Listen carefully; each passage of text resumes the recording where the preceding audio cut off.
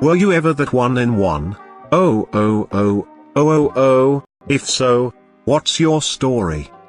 I was struck by lightning while talking on a landline. This was in the early 90s. Lightning struck the telephone line and traveled through the handset to my ear. My parents drove me to the ER. I couldn't talk very well. My brain knew what I wanted to say, but my mouth didn't want to say it. I had a terrible stutter. My doctor told me that I had had a dose of good old-fashioned electroshock therapy. My speech was normal the next day, but I get a terrible headache whenever a thunderstorm comes through. Edit, AutoCucumber Edit 2, thank you for the gold. I slept wrong one night and pinched a nerve in my neck so severely I lost the right side of my body. It just went silent like it wasn't there for months. I woke up in the worst pain I've ever experienced and couldn't talk, move or do anything. The ER doctor thought I was having a stroke. My doctor had never seen a case as severe as mine and it was purely a freak accident. Recovery took months but I have use of my leg and hand again. With some numbness, other than pain and spasms I'm mostly back to normal. Not sure if this is a blessing or a curse, but I'm an extremely tall human. 7 feet 3 inches, yes really. Not sure how rare that is. I have completely unexplained hearing loss in my left ear. I had a cyst in it when I was 6, and the surgery to remove it and fix the ear was successful. When I was about 12, I woke up one morning with a killer headache and ear ringing. And after 3 days it went away and so did my hearing. Doctors did multiple examinations and an MRI and they said it should be totally functional. It just isn't. 1 in a million case. Edit, word of warning to new Redditors. Don't comment on a post before bed. I woke up and now I know what RIP my inbox means. Edit 2, thanks you/Blairs for my first gold.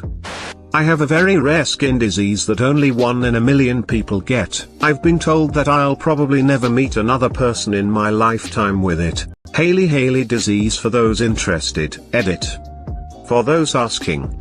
1. I was diagnosed by a team of dermatologists. They had to take a biopsy of one of my many outbreaks. A picture of that particularly horrible rash is currently in a medical journal, or so I've been told. 2. Yes, it is a very painful disease. 3. Yes, I get steroid injections for it. I also get Botox injections to control sweating and prevent some of my outbreaks. 4. No, I don't know if you have this disease. You have to get a biopsy. 5. Yes, it's inherited. My mother was a carrier, and I've been told my grandmother had the disease for more than half her life.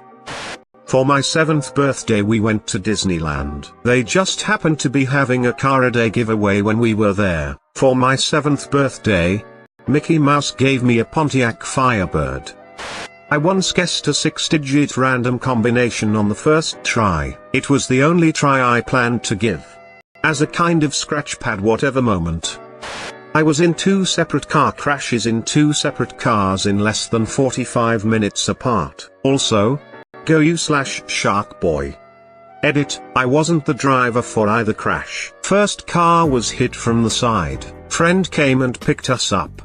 Car lost traction and we slid off the road and hit a pole. Neither was that bad. Just poor timing. Diagnosed with an extremely rare liver disease, primary hyperoxaluria. Some 300 people in the United States currently have it. Basically pass a lot of kidney stones and need a double transplant to fix. Edit, whoa, just woke up to a whole lot of questions and support. Thank you all very much and thank you for the gold smile. Edit, 2 golds, nice. Also I should have been more clear. When I say double transplant I meant kidney plus liver transplant. Edit, sorry for another edit but I really just wanted to thank every single person who replied to my answer. So many times I lose myself in my own mind and feel alone, and the fact that I received support from strangers helps me so much. Some people even offered to donate. Wow, just wow. It's hard to express over text but I will forever remember this. Also I wanted to say to check up on the people around you. I may look like a normal person. I don't have tubes running from my body. My head may not be bald but I still suffer mentally, and you know. Kidney stones, haha. Just check up on your friends and family and make sure they are doing okay. Thank you everyone, smile.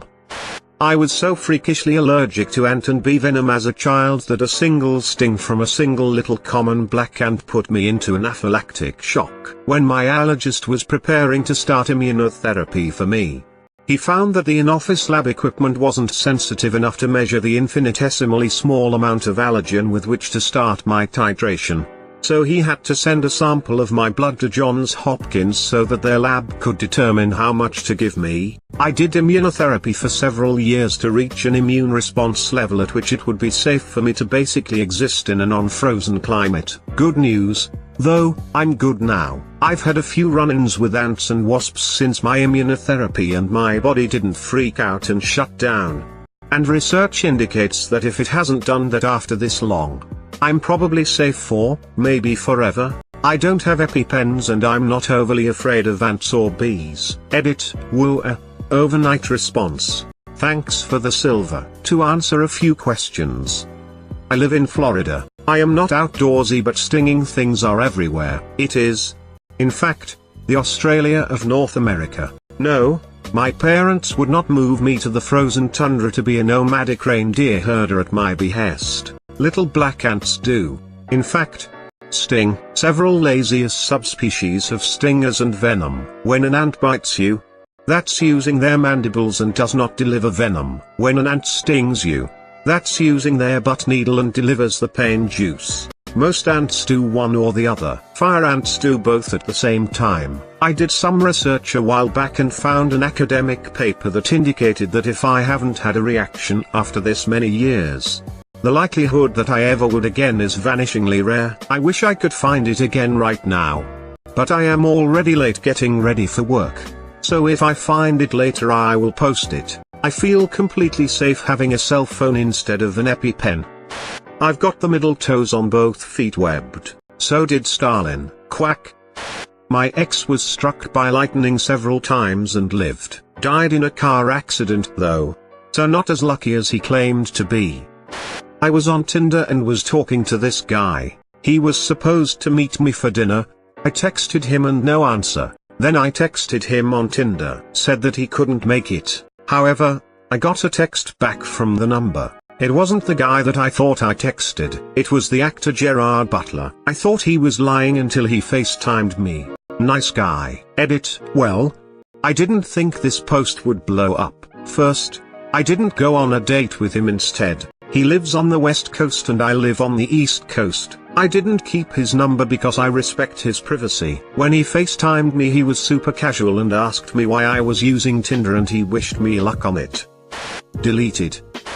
I have an unknown type of autosomal dominant centronuclear myopathy. My type of it is so rare that they haven't even seen it before. Getting diagnosed was a multi-year struggle. They pretty much had to rule out everything else. It doesn't feel great to be in this club by myself. Countless blood draws, MRIs, CAT scans and a biopsy and genetic test. So far, it looks like my father and I are the only ones with it. Yay. Edit, thank you guys for all the kind messages and support. I really do appreciate it. If anyone is going through the struggle of getting a diagnosis, message me.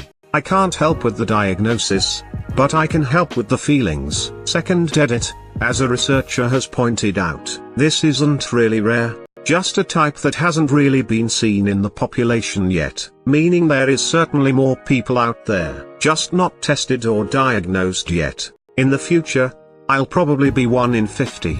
To 1 in 100. Sorry to make everyone think I was 1 in a million. Had 2 11 centimeters benign tumors growing in my spine, resulting in gradual paralysis from my chest down. They had no idea how the tumors formed. Surgery took 11 hours when they thought it would take 4 because the tumors were so complexly woven throughout my spine. I now have pretty much half a spine and chronic pain, but I take that over losing my life from paralysis and being unable to breathe. Praying gesture. Edit, wow.